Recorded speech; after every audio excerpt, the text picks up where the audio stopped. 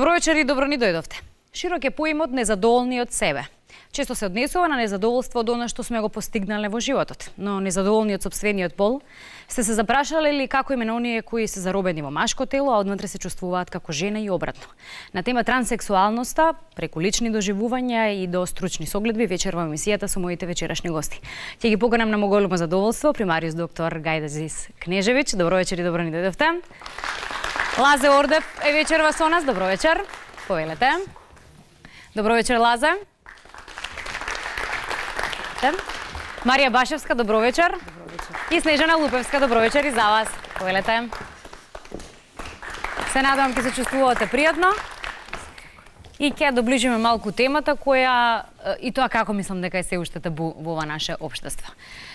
Добро вечер уште еднаш велам за сите. Марија Башевска меѓу другото ќе ни биде од помош во комуникацијата со Лазе вечерва и можам со вас да започнам, докторка. Зборуваме за на тема транссексуалност и може ли на почетокот да разјасниме што е впрочем транссексуалноста и каде е коренот на сето ова?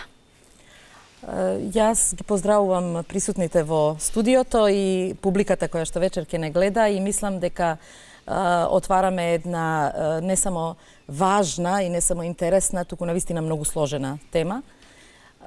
И ќе се обидам да на еден многу едноставен начин ја дефинираме транссексуалноста. Транссексуалноста во општи термин кажано представува нарушување на родовиот идентитет кој што е во сериозен расчекор помеѓу она како луѓето себе си се доживуваат и како природата ги одбележила. Значи помеѓу половиот идентитет, она што значи биолошки карактеристики и она како себе си се доживуваат или како психијатрите ги дефинираат, тоа е силна желба да бидат прифатени и разбрани како луѓе спротивно од полот во кој што се наоѓаат. Тоа е значи едно сериозно лично доживување на себе си различен ако е тоа машка личност, се доживува како жена и ако е женска личност се доживува како маж. И сега постојат различни видувања од страна на биологијата и психологијата кога транссексуалноста е во прашање. Светската здравствена организација сето ова го има дефинирано нели под дефиниција F64 чинам дека стои дека се работи за некакво ментално нарушување, тоест болест. Може ли да кажеме дека се работи за болест или сепак е ова состојба која потоа и медицински поинаку се третира?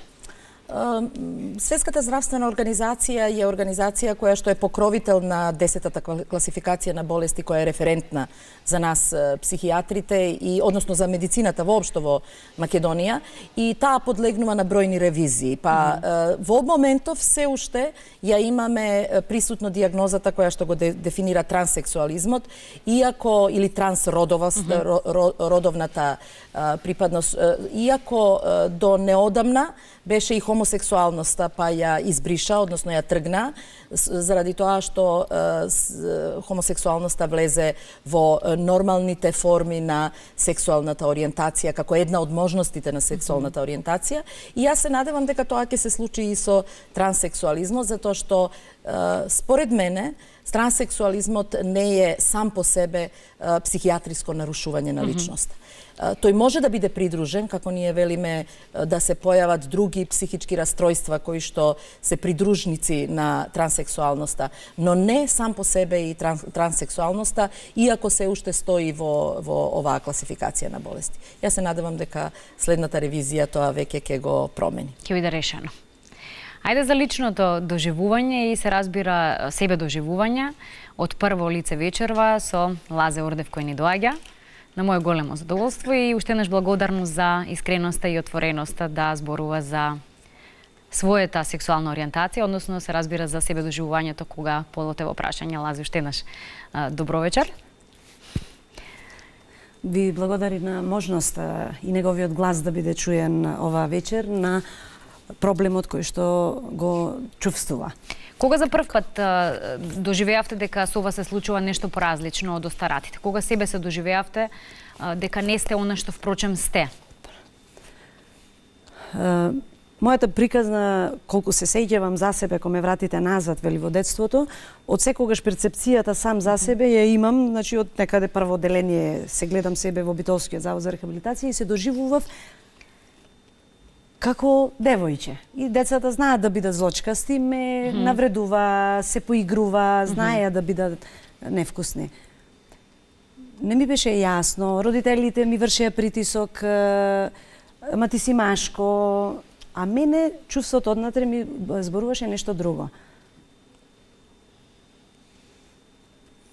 И најчесто во таква ситуација преостанува да се затворите во себе си, да се исплачите добро до следниот притисок. Од тука почна и приказната, освен она што не слушав, трчење по заводи за рехабилитација, за слух говор, придружно моите родители го отворија и ова прашање, ме носеа по лекари за да констатираат од каде произлегува овој проблем во мене.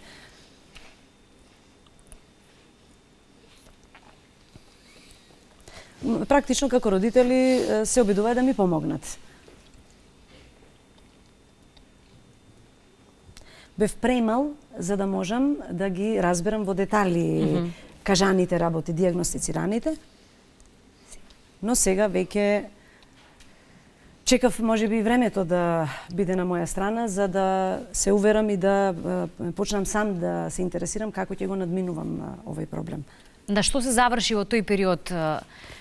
Ете таа, да речеме, одлука на медицината или на докторите, дијагнозата која тогаш беше можеби поставена или одговорот кој родителите го добија за состојбата на Лазе?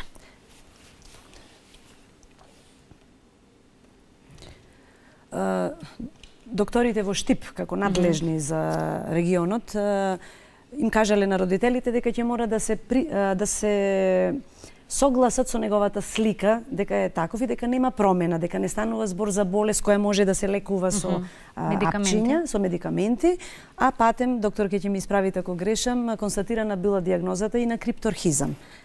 Значи нешто кое веројатно дополнително го отежнува проблемот, значи недефинирана машкост. Може ова да го подобјасниме малку, докторка, и можеби... Мене ми е, јас прво ја го поздравувам Лазе кој што е денеска со нас и мислам дека неговото присуство во голема мерка ќе ни помогне да она што теорија, она што јас теоретски го знам, она што го знам од приказните на моите клиенти, да и автентично го слушнеме од Лазе. И тука се приближуваме до еден момент кој што јас мислам дека е круцијален во разбирањето на трансродовноста, а тоа е моментот на биолошките промени кои што се случуваат во организмот уште во ембриониот развој. Ова е нешто што се повеќе е присутно во науката, се повеќе истражувања има кои што се бават со сето ова, иако се уште ги сведуваме само на веројатности, но не и на тврди факти. Значи, станува збор за нешто што е генетски и епигенетски детерминирано во текот на развојот на ембрионот, односно на фетусот. Имено, кога хормоните, значи кога ќе се спојат нели машките и женските сперматозоидот и јајната клетка, тие ги разменат своите хромозоми и се формираат диади. Јас ова го кажувам за да малку подобро го разбереме. И тоа се класичните XX, XY. Меѓутоа, тие само детерминираат полови карактеристики. Тие ќе бидат одговорни покасно за секундарните карактеристики на машките и на женските личности. Сето останато е сериозно поврзано со присуството на хормоните, пред се на машкиот хормон, на андрогените хормони. И андрогените хормони делуваат на севкупната диференцијација на ткивата во организмот. Значи на се она што значи не само на половите клетки и на гонадите, туку и на се она што ќе значат покасно мозочни функции. И ако едно битие остане без своите андрогени хормони, ако тие по некоја случајност ги нема или се попречени да делуваат, по дефолт, без оглед на таа присуството на XY хромозомите, ќе почнат да се развиваат женски карактеристики. Значи, тоа е нешто што го кажувам за да можеме малку да ја разбереме понатамошната диференцијација. Формирањето на ликот за себе започнува уште во феталниот живот.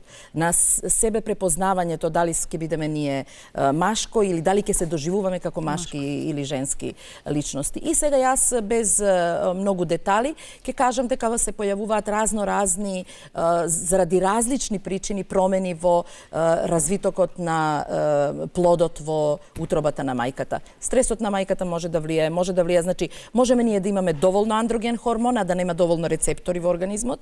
Може да се случи да нема доволно андроген хормон заради некои промени кои што се јавуваат од целиот тој сложен оркестар, тој систем хормонски на организмот. Во секој случај како финиш ние добиваме да дете се раѓа со биолошки карактеристики кои што го дефинираат како машко или женско, веќе формирањето на себе и препознавањето на себе е поразлично од она што е неговата биолошка даденост. И нормално, почнувајќи од приказната за Фройд, нели, сите родители ќе се однесуваат кон детето, тие не знаат што се случува внатре во него, ќе се однесуваат во склад со неговите биолошки карактеристики. Тоа значи дека ако е женско дете, ние имаме некакви своји социјални норми и начини на воспитување кои што ги разликуваат децата, во нешто сме слични, особено во емоционалниот дел на размената. И родителите почнуваат да го гледаат тоа дете и да го санкционираат однесувањето, особено во покасната возраст, после 3-4 година, ако тоа е неупримерено со идејата за машкото или за женското дете. Па така, ако е тоа малку поборбено, поратоборно, а е женско по своите биолошки карактеристики, веќе родителите ќе кажат треба да бидеш нежна, треба да бидеш фина, треба нели да се. Ако е тоа дете кое што е машко, а почнува да се игра со кукли или има малку повеќе карактеристики на женско дете, исто така санкционирањето, затоа што родителите се водат од идејата како да детето го одгледаат во склад со неговите биолошки карактеристики. И ова што денеска Лазе ни го кажува е скоро редовна приказна на сите клиенти. Кога вие разговарате со луѓе кои што се трансродови, тогаш ќе видите дека од многу мала возраст тие препознаваат, значи просто од кога знаат за себе, препознаваат дека тие не ги почитуваат нормите, односно не ги прифаќаат прифатените норми во склад со нивниот пол. Например, машките деца сакаат повеќе да бидат тешко им е да облечат панталони, или женските деца не сакаат да облекуваат сукнички, сакаат повеќе. Значи од тие ситни работи почнува да се тоа развива. Нормално е, колку детето повеќе инсистира да се однесува во склад со она што е. Значи, не станува збор за некаква желба, дали некој сака да биде едно или друго. Туку тие се тоа што се. Значи, ако себе се доживува дека е во женско тело машко, нормално е дека ќе инсистира да се однесува како машко. Санкциите продолжуваат од средината. Кога тргнуваат на училиште, веќе имаме приказна за нивните врсници. И врсниците, децата се немилосрдни во своите, они се многу другарчиња, топли се, грижливи се, меѓутоа и едновремено се за разликите посебно немилосрдни, а морам да кажам дека ние возрастните максимално кумуваме на таа ситуација. Да. И така почнува детето да се повлекува и да се затвара во себе. Не може да се изразува, не може да го каже она што го чувствува и почнува некој тип на конфузија во неговата глава. Што е тоа што јас го чувствувам и што е тоа што другите ми вика дека јас треба да го чувствувам, а не онака како што јас автентично себе си се доживувам. Така да тоа се првите чекори кои што може да направат сериозни проблеми во понатамошниот развој на децата. Клучниот момент настанува во периодот на пубертетот, кога до израз доаѓаат половите карактеристики. И имаме сериозен проблем, децата се сретнуваат со сериозен, односно веќе младите на таа возраст се сретнуваат со сериозен проблем да сето она што би требало да биде дел од нивен нормален раст и развој полов, за нив почнува да представува уште поголем проблем. Како што е, например, половите, секундарните полови карактеристики, градите, не знам, маскулините карактеристики, феминините карактеристики, биолошки и нивната спротивставеност, односно расчекорот со тоа како тие себе си се доживуваат. Токму затоа во периодот на пубертетот, односно на адолесценцијата, се среќаваат бројни психички, како ние ги нарекуваме, пратечки, односно коморбидни состојби, на појачана депресивност, на појачана суицидалност. Истражувањата кажуваат дека стапката на депресивност и суицидалност кај трансродовите лица е далеку поголема отколку на таа возраст, отколку кај другите. Заради тоа што тоа веќе представува закана за севкупниот имидж на семејството.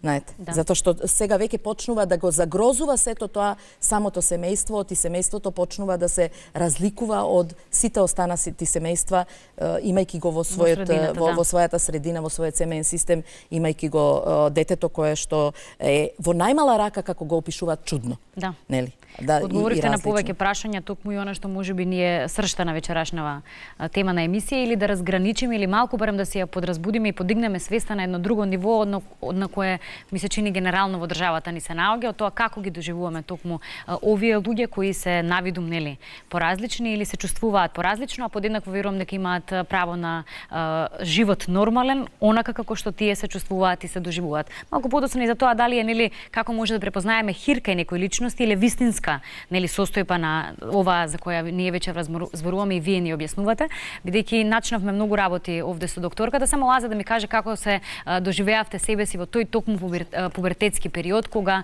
уште посвесни станувавте за своето тело, за чувството различно од она што телото ви го кажува и што другите треба да ве доживеат и како ве доживува.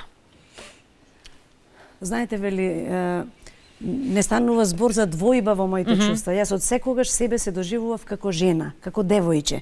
И кога растев во Заводот за рехабилитација, кој е единствен центар за образование на глувите, мојата душа и моето срце туптеше полесно и побрзо со глувите девојчиња отколку со момчињата. И јас се шминкав со нив, растев со нив и ми беше полесно да се дружам и да се разбирам со девојчињата отколку со момчињата. Таму се почувствувавте дека припаѓате, веројатно. Дури и во средниот училишен центар, вели, јас ми се даде можноста да бирам, значи ме почитува дефектолозите и професорите многу, не ми вршеа притисок никаков, ми дозволија да бидам сместен во интернатскиот дел да бирам, сакам кај машките или кај женските, бидејќи бев мирен. Не се чувствував нападен, значи моето присуство не ги загрозуваше учениците.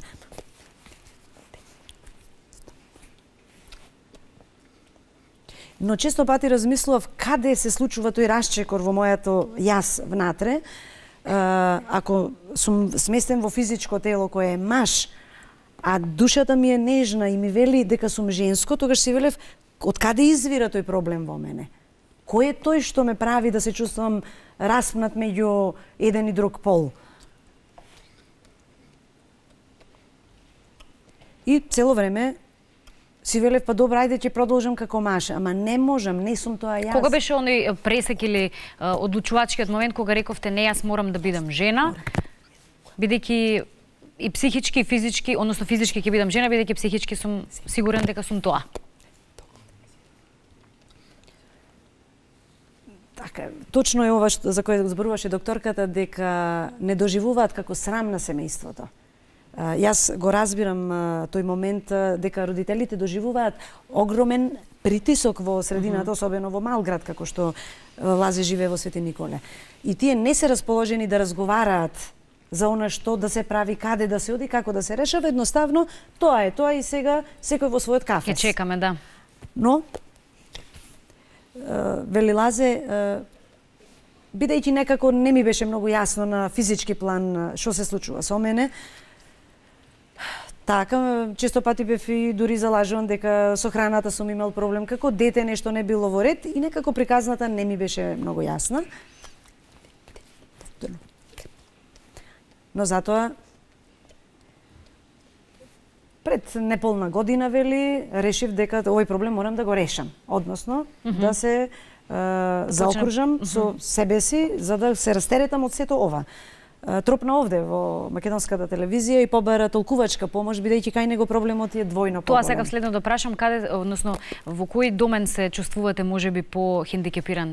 Тоа што имате проблем со слухот и говорот или ова што имате проблем со полот?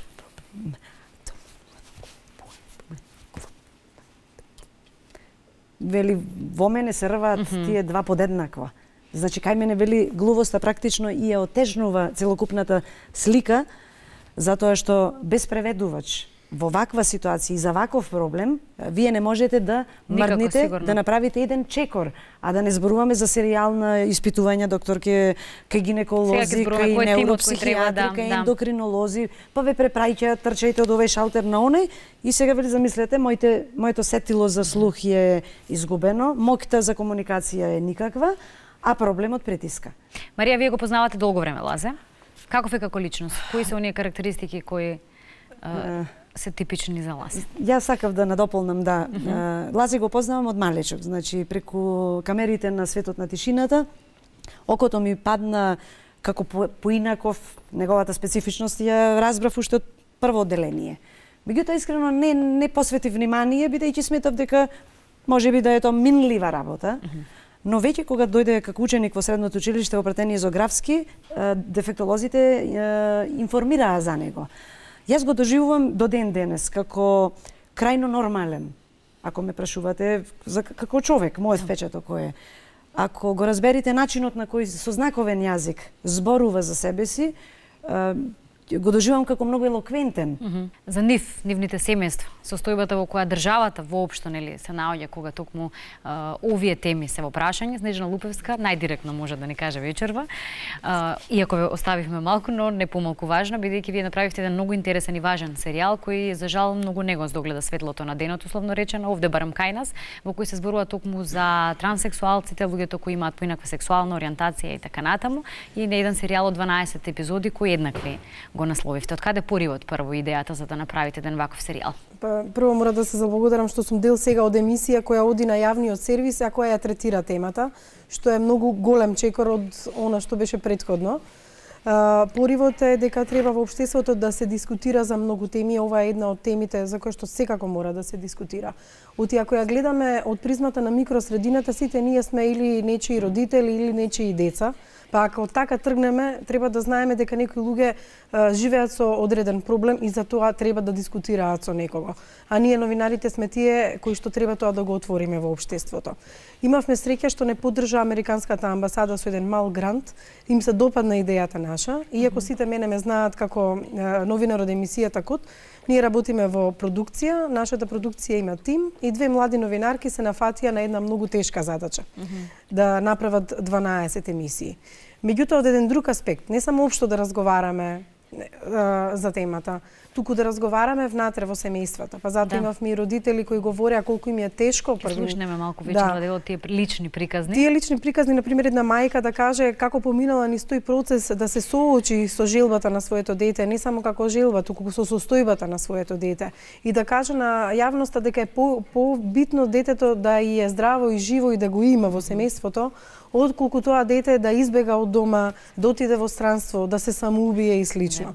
Значи, тоа е многу битно да го слушнат и другите родители. Затоа што сите имаат деца кои ги сакат и таа мајка си го сака детето, макар и во таква состојба.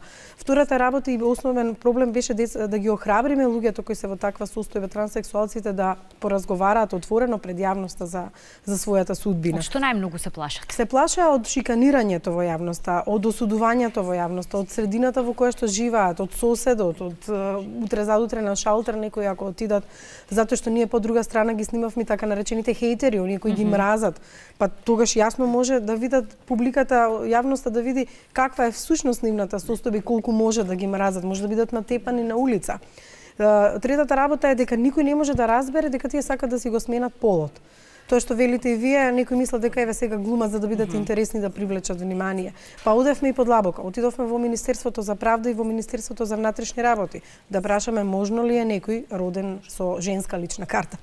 Со матичен број 455 за Скопје, може да го смени во 450 или обратно. И најдовме таков случај. Лука беше пример каде што го променил полот и сега е машко и во личната карта веќе нема само име, туку има и матичен број за машко. Меѓутоа, ние се обидовме на сите тие начини во општеството да поразговараме и да видиме дали тоа е можно. За жал, исто така материјалните средства. Луѓето немаат пари за операции или мора да одат во Белград, тоа што кажа докторката. Тука нема тимови кои што тоа го работат. И сето тоа е многу направи еден многу квалитетен според мене серијал. Лошото морам да признаме во тоа што ниту една национална телевизија не сакаше да ни го прифати.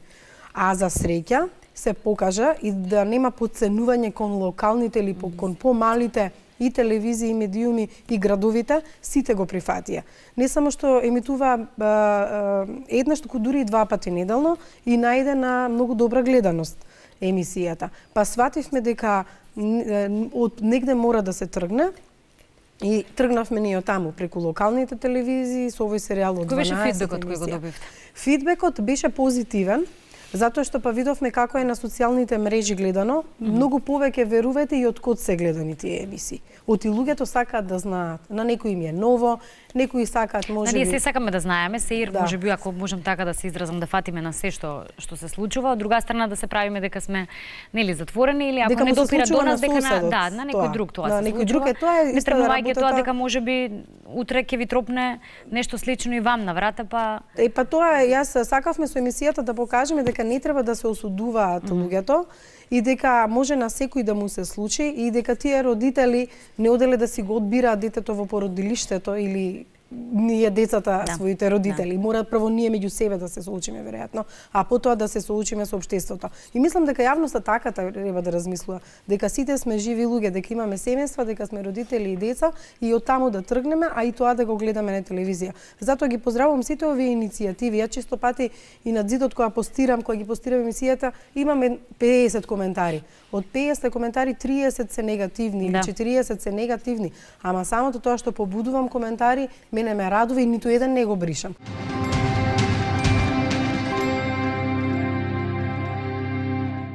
Тоа се случи пред повеќе од 7 години.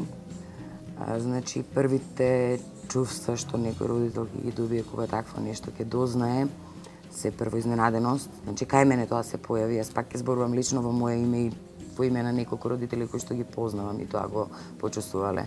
Значи, првото чувство, првата емоција е големо изненадување и големо чувство на вина, затоа што родителот прво помислува каде јас сгрешив, меѓутоа не е така, воопшто не се работи за грешка, нити се работи за некоја болест. Дознав со тоа што мојот син кажа дека има дечко. Значи беше слободно кажано затоа што јас моето дете го воспитував во малку уметнички дух, можам да кажам, затоа што сум уметник и секогаш меѓу нас постоело отворено дискутирање за многу работи, значи отворен ум има мојот син, знае да гледа многу подалеку од колку други луѓе кои што ги познавам, дури од мене можам да кажам. Денес владе многу поголема блискост со мојот син отколку порано, затоа што јас сега го разбирам, имало работи кои што не сме ги зборувале, а сега ги зборуваме, сега слободно се разговара за тоа.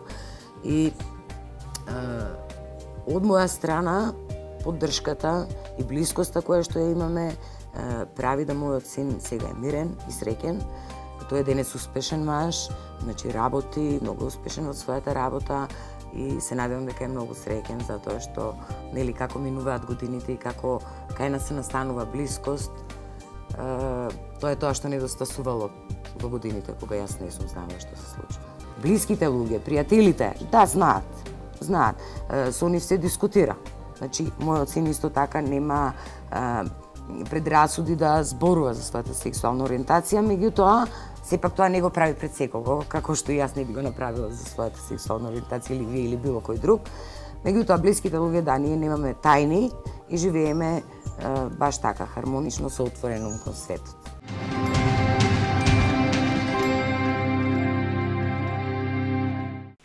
И диалогот е една од работите која можеби треба или алатките да постои за да еве вака преку овие емисии се информираме, си кажуваме секој своите мислења и се обидуваме да си влијаеме едни на други во правецот на како размислуваме или токму ги доживуваме овие луѓе. И сега да. Да, дозволите да се надополни Лазе во однос на промената на податоците во личната карта, спомна колешката Лупеска. Имаше една ситуација, вели Лазе, кога бев во Италија и се враќам назад. Значи, само да го подкрепи ова што го кажавте. Се враќам назад на аеродромот Петровец во Скопје. Договорен со родителите да ме пречекаат. Бидејќи живеам во Свети Николе, немав превоз. И наеднаш, од толпата луѓе на аеродром, ги покажав уредно пасошот, поминав контролата и бев задржан. И ми рекоја, почекај. Не ми беше јасно зошто. Заминаја сите патници, си го собрае багажот, јас останав на аеродром и чекам, кажав дека не слушам, да видам што е проблемот. Ме викнаја службени лица од МВР, но јас му кажав само со гест дека посочив на сетилото за слух дека не слушам и чинам дека разбраја со кого имаат во моментот работа. Тие нешто упорно ми кажуваат, а јас упорно зјапам во нивната уста за да разберам дали ќе можам нешто да отчитам од нивната уста и не можам да разберам од кои причини ме спречија да го напуштам аеродромот.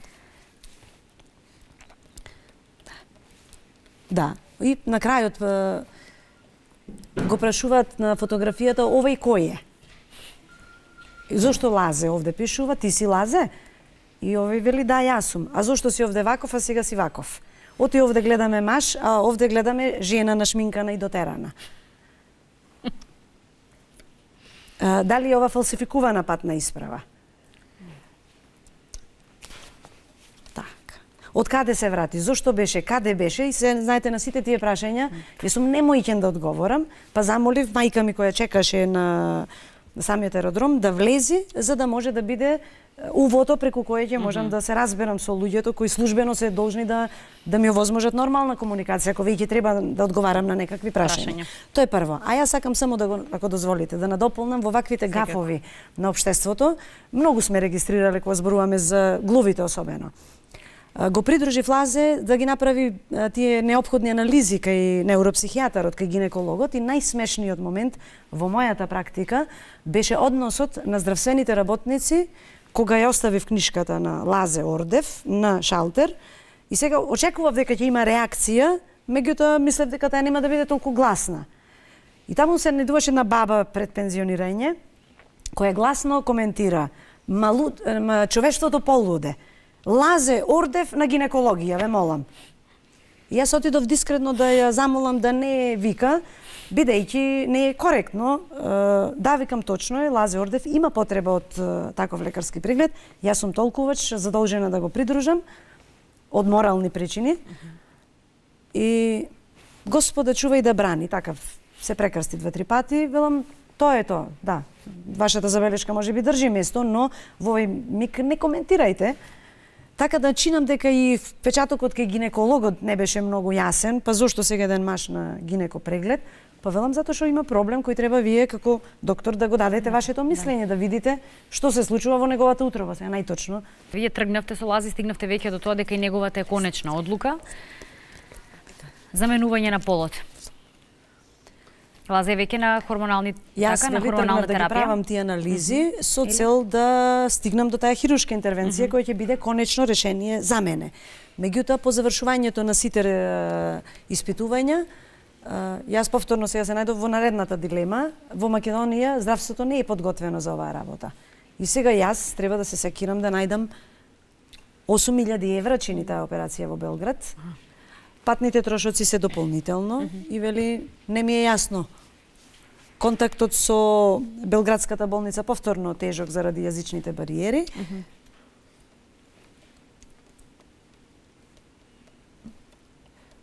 И се вели, некој ми вели дека таа операција чини 8.000, друг кажува 2.000, некој ми вели треба да почнеш со инекциите, друг ми вели нешто поинаку. Лазе, што сметате дека заслужувате да добиете во животот? Што е она што сметате дека си го заслужувате подеднакво како и сите ние?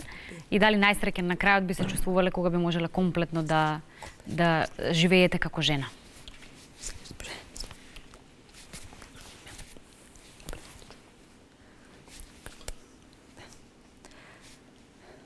Сакам да кажам дека точно е докторката вели, нема ко трпна, мал е зборот ма ко трпна. Тоа е битка која постојано тече низ вас. И јас сакам, и сметам дека го имам тоа право, да го решам овој проблем на најдостоинствен начин и да бидам она што сум. Значи, да бидам жена која ќе го живее своето парче живот.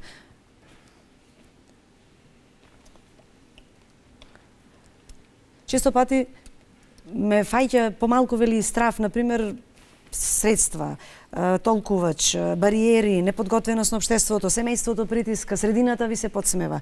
И кога сите тие работи на купче ќе ви се соберат како самар на плејките, и си велам како ќе завршам јас како тажен, осамен и недефиниран, без можност за љубов, без можност за заедништво, така ќе го искинам животот. Напротив, мислам дека времето на нашето постоење е дар кој треба да се искористи. И јас се сметам себе за борбен тип, за борбен лик. Се обратив малку, еве, можеби до локалната самоуправа во градот, каде што живеам, за некаква финансиска помош или било каква помош по ова прашање. И чекам, јас сум невработен. Така. Трошоци многу, сега вели да не го задржувам вниманието на тој сегмент од приказната, но без нив не можете да дојдете до целта. Верувате дека треба и заслужувате да имате шанса да бидете подеднакво како сите ние интегрирани во општеството? Да, сметам дека таа можеби малкубројна популација треба да биде рамноправна со сите. Верувате ли во нешто? Да. Во однос на економскиот аспект. Тие луѓе не можат да заработат плата затоа што никој не им дава работа, и тој аспект го опфативме. Знаете колку се дискриминирани? Некои од нив мора да бидат машко на работа, женско во приватен живот затоа што професијата им одредуваше да ги вработи како машко. Во банка не може да работи со тој изглед, а човекот добил работа во банка. Не може да работи никаде затоа што поинаку го доживуваат, а способен е многу. Може да даде, може да сработи, квалификуван е, едуциран и слично. И заради тоа и не можат многу луѓе да дојдат до целта затоа што никогаш не може да заработат пари за тоа што е нивната цел. Затоа мора да се и работодавците и сите мора малце подлабоко да размислат. Кои методи треба да ги примениме или едноставно на што треба да обрнеме внимание, кои се оние можеби едукативни општествени мерки кои треба да се превземат за еве да почнеме да отвараме некои врати кога токму овие луѓе се во прашање? Па јас мислам и ова докторка што го спомина, прво активностите на ЛГБТ заедницата која е многу добро е организирана, нас невладините организации кои што се и како и ние новинарите некој глас во општеството, на влијанието и лобирањето на измените на законската регулатива во одредени сегменти, на лобирањето и влијанието во здравствениот систем, тоа дали ќе се одвива преку парламентот или преку невладиниот сектор, мора да се најде систем, затоа што Европа ова веќе не е непозната работа. Да, некаде да. Значи мора да се најде модел, некаде се дискриминирани. Да, мора да се Тајланд најде. е една од најпрогресивните можеби држави која ова го прифаќа како буквално секојдневие. Тури јас читав дека во училишните тие тоалети имаат токму одбележано за тоалет за момче, девојче и за недефинирани. Меѓутоа од негде треба, меѓутоа системски треба да се работи, сите ние треба да допринесеме нормално кај оние луѓе кај што се заклучува дека ова што вели докторката го поминува тој процес. Можеби некои ги злоупотребуваат овие состојби. Некои се подобри шоумени, да речеме, меѓутоа тоа го користат само како шоу и како професија. И ние треба тука да разграничиме. И тие не се за осуда, затоа што тоа им направило да направат успешна кариера. Имаме светски познати шоумени кои така се однесуваат, а поинаку се дефинираат. И обрато еден од најдобрите турски пејачи, јас колку што знам, е жена која претходно била маж и слично. Сме гледале победници на Евровизија. Така што мислам дека од сите ние помалце во својот сектор да направиме нешто, ќе смениме многу работи во општеството. Дали верувате во нешто и во каков свет верувате дека треба да заслужувате да живеете?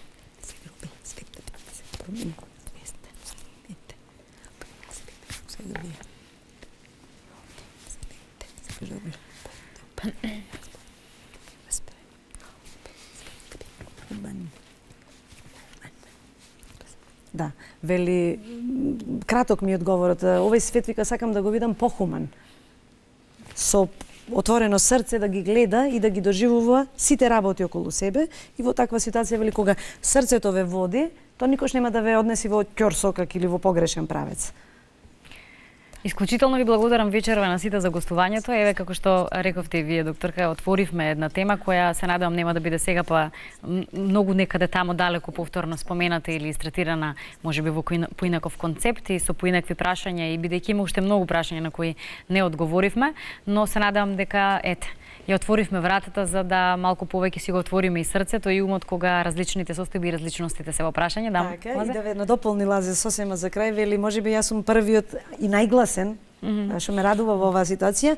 Ако ги побарате, ги има многу во Македонија. Ги има и исклучително имавме проблем за да ги донесеме овде во емисија, и тоа нели го зборувавме дека тој срам, и Жане Лупевска спомена дека токму тој срам, стигмата која ја имаме, ја доживуваме секојдневно, е она што ги спречува да излезат јавно и да зборуваат. Ја се надевам дека ова ќе биде и апел и до нив дека отворено можеби треба и да излезат и да се зборуваат за состојбата во која се наоѓаат, бидејќи тоа се што се на крајот на криштата и треба да не натераат да веруваме. И трансродовите лица и нивните семејства. Оти денеска малку зборувавме за тоа колку е важна поддршката и помошта и за семејствата, и за семејствата кои што само го имаме прилогот кој го погледнавме нели од родителот, кои се сретнуваат со оваквите состојби на своите деца, и мислам дека некаде е тоа многу значајно, заради тоа што верувам дека појавата на родителите ќе охрабри многу родители кои што сега молчат и кои што се преплашени од она што им се случува, и некаде ние професионалците прилично кумуваме на таа ситуација, затоа што тоа го поврзуваме со односот во семејството, со воспитните ставови во семејството, со доминантен родител и оваков родител. Јас сакам да ги охрабрам и да им кажам дека истражувањата покажуваат дека биологијата е доминантна приказна во она што се случува со трансродовите лица, и дека воспитувањето и воспитните ставови многу малку влијаат скоро воопшто на тоа дали некое дете кое што се раѓа со идејата за себе различна од неговата полна определба, дека тие можат нешто да направат за да го променат и за да го, како викаат, вратат на прав пат, овака како една честа. Јас би сакала само да ги охрабрам родителите да... Тоа е една тема која ќе биде гледана од друг аспект или со друга тема третирана, токму транссексуалноста, во некој од следните изданија на Тунел, каде токму ќе зборуваме за ова доживувањето на најблиските пред семејството и родителите во состојба кога нивното дете е поинакво и се разликува од средината. Верувам дека е многу тешко прво да го преживеете тој момент и потоа да се соочите со сето она што следи потоа кога ќе ја добиете таа состојба. Жане, уште многу успешни проекти каде ќе се зборува искрено и отворено за состојбите во кои живееме. Благодарам на искреноста и вечерва и дел од материјалите кои вие ги направивте за овој серијал. Марија Башевска, исклучителна благодарност како и секогаш за соработката, отворени тука на теми и разговори кои се однесуваат на нашиот живот. Лазе, искрено од срце да ви посакам да се живеете во невој свет како што си го доживувате, како што себе се доживувате, така да живеете понатаму во вашето секојдневие и да немате никакви тешкоти во стварувањето на своите соништа и замислите за вашата иднина. Реков од некоја прилика ви благодарам на елоквентност и информациите кои ги споделивте со нас вечерва. Следна во Тунел се гледаме. Јас не сакам завршницата да биде дека ќе ви наметнуваме начин на размислување или ќе ве тераме некако да се чувствувате вака или така по прашање на вечерашната тема, само ќе побарам да имате поотворено срце и повеќе разбирање за сите поинакви од нас или од вас секако. Ви благодарам за вечерашното внимание на емисијата Тунел.